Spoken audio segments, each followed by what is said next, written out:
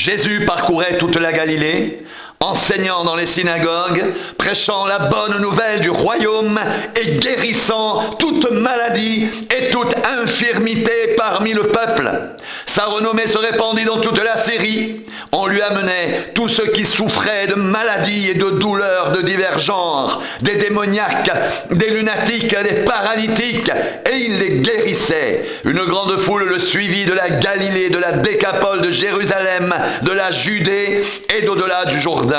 Voyant la foule, Jésus monta sur la montagne, et après qu'il se fut assis, ses disciples s'approchèrent de lui, puis, ayant ouvert la bouche, il les enseigna et dit: « Heureux les pauvres en esprit, car le royaume des cieux est à eux.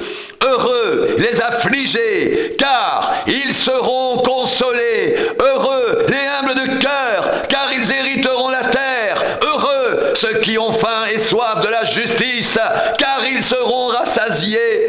Heureux les miséricordieux, car ils obtiendront miséricorde. Heureux ceux qui ont le cœur pur, car ils verront Dieu. Heureux ceux qui procurent la paix, car ils seront appelés fils de Dieu. Heureux ceux qui sont persécutés pour la justice, car le royaume des cieux est à eux. Heureux serez-vous lorsqu'on vous outragera, qu'on vous persécutera et qu'on dira faussement de vous toutes sortes de mal à cause de moi. Réjouissez-vous et soyez dans l'allégresse, parce que votre récompense sera grande dans les cieux, car c'est ainsi qu'on a persécuté les prophètes qui ont été avant vous.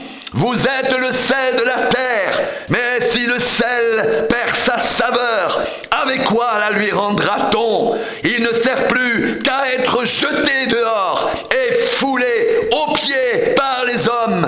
Vous êtes la lumière du monde. Une ville située sur une montagne ne peut être cachée, et on n'allume pas une lampe pour la mettre sous le boisseau, mais on la met sur le chandelier, et elle éclaire tous ceux qui sont dans la maison. Que votre lumière luise ainsi devant les hommes, afin qu'ils voient vos bonnes œuvres et qu'ils glorifient votre Père qui est dans les cieux.